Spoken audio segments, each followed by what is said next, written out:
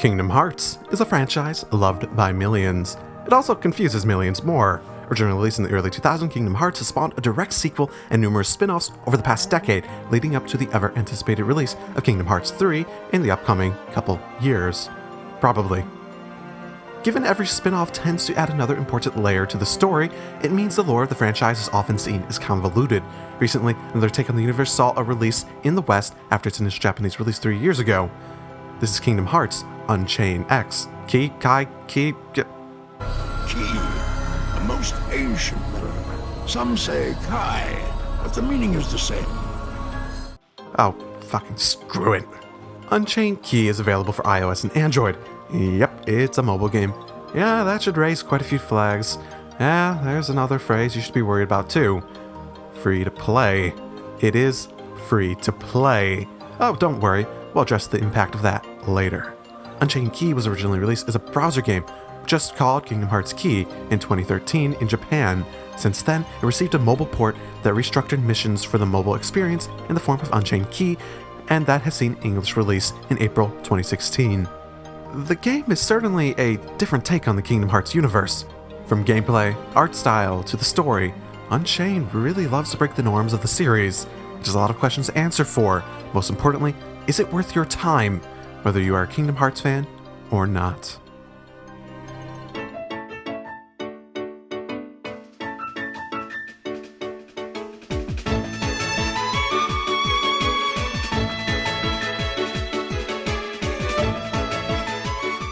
Kingdom Hearts Unchained Key is centered around a non-traditional turn-based battle system. Equip the medals of featured power on the slots of your Keyblade. Each player can customize their attack moveset. Once their attacks have been diminished, the opponent can reply in kind. With quest-based battle objectives, a low defensive power, and a limited number of gauges you can spend on special attacks, the game is focused around min-maxing your various attacks to come out on top as effectively as possible in each encounter. Each attack represents a character from Disney, Final Fantasy, or Kingdom Hearts Origins, as seen in the representations in the franchise. They act as collectibles, acquirable from the journey and the in-game store. They can be upgraded 6 levels, and more so from duplicate medals and with special effects. Each medal has several important attributes associated with it. First, it has its element. Strength, magic, and speed all lie on a rock, paper, scissors triangle to give offensive and defensive bonuses. Second, it has its attack and defensive stats. Yes, these, when combined with the Keyblade, make up the base stats each player uses in any given conflict. Third, they have their special attack type. With variable special gauges used each time you use them, these attacks can range from healing to throwing dozens of quick hits. The role of a medal in a battle is dependent on these abilities. Lastly, and really most importantly, they also have a multiplier. When each special attack is used, the power of each hit is improved by that multiplier. With the min-max nature of the combat, these multipliers are typically the first attribute you look to determine the quality of the medal. In the frantic nature of the combat, the structure of the game overall has made a real nice transition to the mobile realm. Encounters are short and quests are broken up for short spurts of gameplay. This is typically the case with mobile games anyways, and Unchained Key does a good job of not overwhelming the player with objectives they may not have time for in a given sitting. When you add in the strategic nature of the game, as you mix and match your medals to create the most efficient strategies, the game can dwell in your mind even during the downtimes that you're not playing it. It was actually a bit of a shock to see the depth that the game offered as I picked it up on a whim when I first heard about it.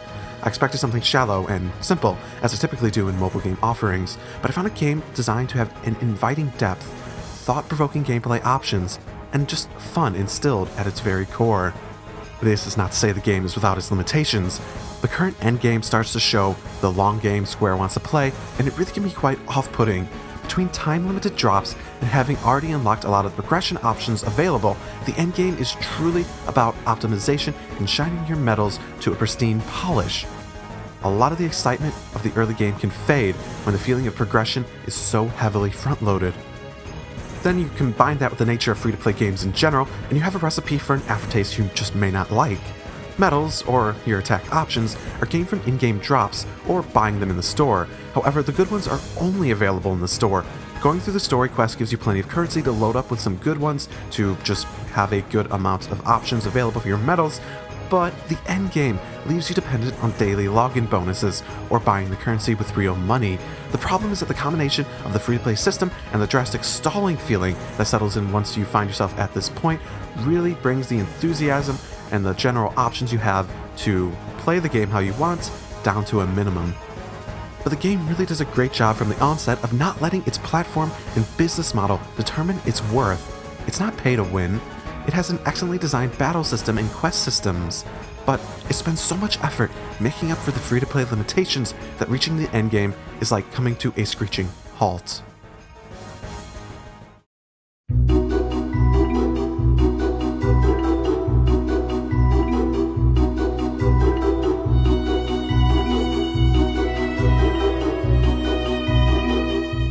In the age before the Keyblade War, all the worlds were connected, and everyone was protected by the Keyblade Masters. An ancient master gave a book to his apprentices. This was the Book of Prophecies, and it told of an everlasting darkness looming on the horizon. The apprentices took on the titles of the foretellers and began recruiting the populace to find the light, or Lux, trapped within the Heartless scattered throughout the realms to help avert this prophecy. In this comes you. You are a new member of a foreteller's faction and are tasked with traveling the realms to collect the light and help the Disney stories with their problems. Beyond this, the story is really bare bones. You visit Disney worlds on a very slow track to revealing a few pages of the overarching narrative about these foretellers and the nature of the conflict you are a part of. And when I say slowly, I mean slowly. The current update, at least at the time of writing, takes us to the quest 250 after it was initially released with just 200 quests, where the story at this point has only developed a small amount through a handful of story events relevant to the end goal and overarching narrative, past, say, the initial introduction and tutorial phase. The story bits introduced are often actually quite vague, but mysterious enough to leave me wanting more, with no more really in any current sight at the moment. This is not to say it's all bad either. It really is a fresh take on the Kingdom Hearts universe when you go all the way back to the beginning, the legends that people talked about and the things that people are curious about in the actual series itself. I mean, it's a little annoying when they try so hard to shoehorn in characters from the established franchise in the modern Kingdom Hearts worlds, but it's really scarce enough that they try to do that it doesn't really bother me too much. Basically, if you're a Kingdom Hearts fan, you will probably be on your toes wanting to know more of the implications of this newest installment. If you have no experience with the franchise, I have no idea why you're here. I don't really see any reason for that to be. And really, that sums up where the interesting parts of Unchained Key's story lies.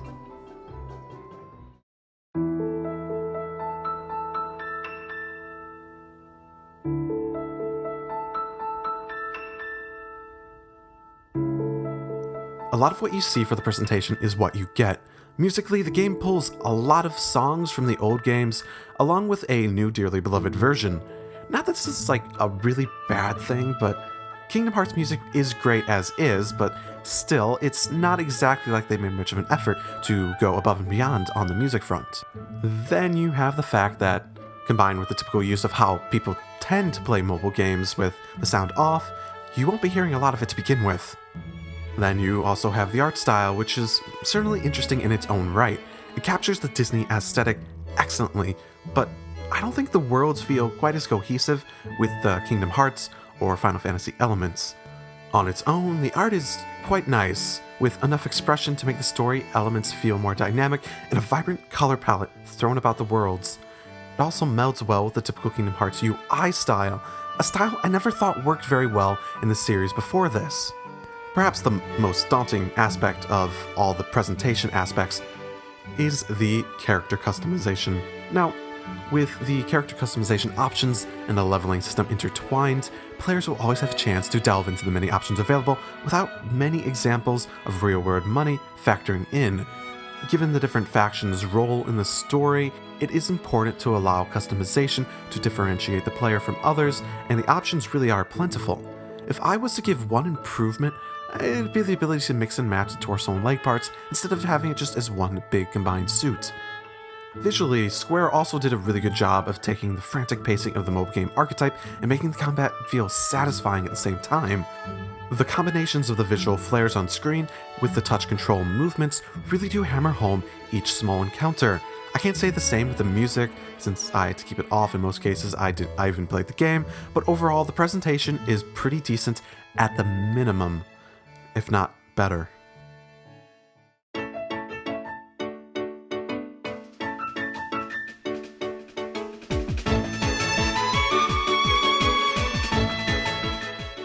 The game's entertainment value was always going to be dependent on how the free-to-play elements are implemented. It's the question that will be hanging on everyone's mind as they boot it up for the first time. I'm happy to report that it actually turned out well enough. If I wrote this review like a couple weeks ago, I'd actually probably say they handled it extremely well, but my experience of the endgame stall has shifted my perspective on that matter. Before you reach the end of the content, where all you are left with is spending, I don't know, like a week trying to min-max 1 or 2 medals, the game is immensely well-paced and addictive even. But the pace grinds to a halt in the blink of an eye as you reach the highest levels of Keyblades, medals, the end of the quest, and more. Then again, maybe that was just exaggerated by the half AP special for the first month. Yeah, that might be it. But I mean, of course, the pace is determined by the AP. AP is consumed for every quest you start, and it returns over real-world time. It's the common design method used to ensure that you keep coming back in free-to-play games. Ideally, it allows the game to deal out the content at an effective pace that keeps you playing for months, but the game is clearly at its best when tackled with a pace of your own choosing, not the one the AP chooses. Once the AP becomes a significant factor in you choosing how you play the game, it really can become a bit of a day-to-day grind, and it can be hard enough to keep the same momentum and enthusiasm. Square Enix has ultimately done a good job to keep the game active too, with regular updates, new content, and a recent move to eliminate the cheaters in the community. Some updates are better than others, of course, with some being story quests, some just being random medals, some just being events that will let you get more medals, but they have been coming, and they've been coming out regularly. The cheating thing refers to people creating hacked accounts to jump up to impossible levels and rise to the top of the leaderboards. The game has its own set of rankings for individuals, parties, factions, and more. The social aspect is actually very well implemented, with little being asked of the player, and some good competitive motivation if you do decide to take on the journey with a Keyblade and a friend. Ultimately, the game is very enjoyable, but its attempt to cover up the free-to-play effects become all too evident in the endgame where they really can't do anything to cover it up anymore. Time will tell how the expansion of content down the road helps it or hurts it. But for now, it's not amazing at that point, but I'm going to stick to it for quite some time because it is a fun game.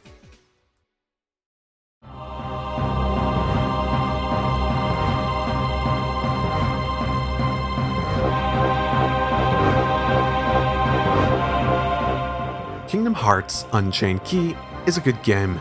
It's even a good mobile game. It seems designed with loving care, with a mobile and free-to-play experience in mind. It is inviting to new players and has a sense of depth that can be picked up with ease from the tutorial onward.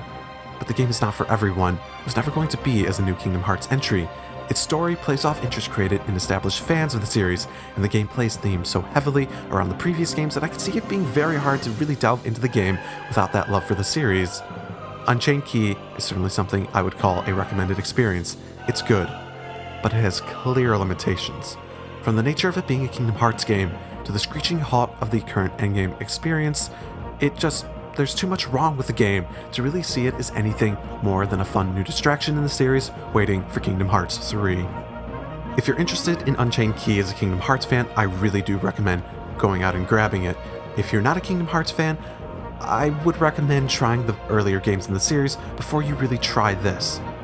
Because while it doesn't really spoil anything from the actual series, it does effectively leave a situation that it's hard to imagine someone becoming immersed in it and really addicted to it like a Kingdom Hearts fan can be. So I really suggest seeing if you like the series before you bother with this game at all. Now for recommendations, and I have to be honest, I don't have anything good for this. Kingdom Hearts series, there's a recommendation.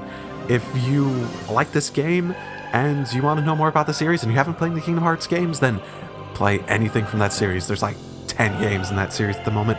And I guess for mobile games, crap, I don't really even like mobile games. Okay, what do I got on my phone? What is a good mobile game? Game Dev Story. That was a good mobile game. It's like 10 years old, but it's still a good mobile game. There we go. I don't play mobile games. If you do, I'm sorry, I don't know any good mobile games, and Game Dev Story is the extent of good mobile games I actually know of. But other than that, I hope you all are enjoying this week of reviews and long episodes.